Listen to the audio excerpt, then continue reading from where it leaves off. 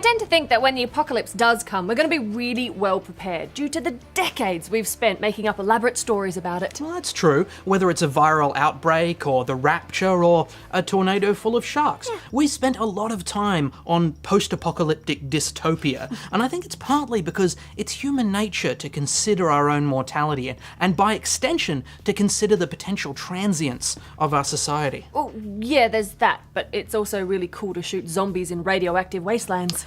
That's true, and in that vein, we've decided to take a look at a few books which consider what life might be like after we've been knocked back to square one. Wild Blue Yonder is written by Mike Recht with art by Zach Howard and starts with a familiar premise of mankind having rendered our world all but unlivable thanks to pollution and radiation. And now, the only option left in a world ravaged by death is to rise above it. Quite literally. Mankind's hopes now rest entirely on the massive skyships that soar above the polluted Earth, although these ships are still dependent on the fuel mined by poor unfortunates still living below. With the exception of the Dawn, the only skyship running on solar energy, able to fly forever without needing to refuel, making her a target for every survivor in the sky. Which gives rise to the most powerful element in this book for me, the dogfights. Not enough that there is amazing plane versus plane battle, there are also warriors with jetpacks rocketeering their way through the action, which is every flavour of cool. The splash pages of combat are fantastic, but I also felt that the character building was beautifully handled. Every member of the Dawn's crew are instantly endearing, and you even find yourself empathising with the bad guys. After all, they're just trying to survive.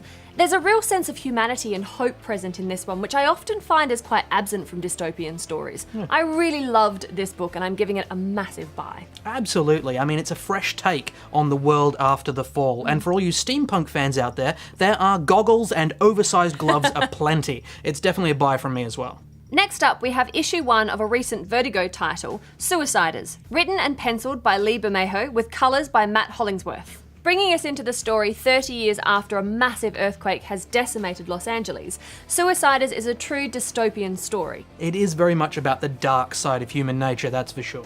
In order to survive after the Big One tore it apart, the city has been walled off and separated into New Angeles and Lost Angeles, with the lower classes living in poverty while the privileged few indulge themselves with genetic modifications and a brutal blood sport known as suicide. Our central figure is a suicider known as the Saint, a genetically enhanced gladiator who has become a huge celebrity for the citizens of New Angeles.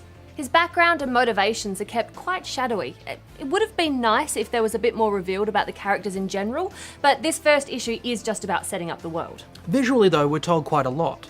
Hollingsworth also does excellent work on the colours, the city awash with shades of blue and orange. I think the series shows a lot of promise. I'm going to give it a buy. Although I did enjoy it, I feel the lack of character development kind of holds me back a little bit. And the idea isn't that original. I have seen other things that follow the same lines. It does look great, and I'm sure the characters will grow as the series continues, so I am going to give it a borrow.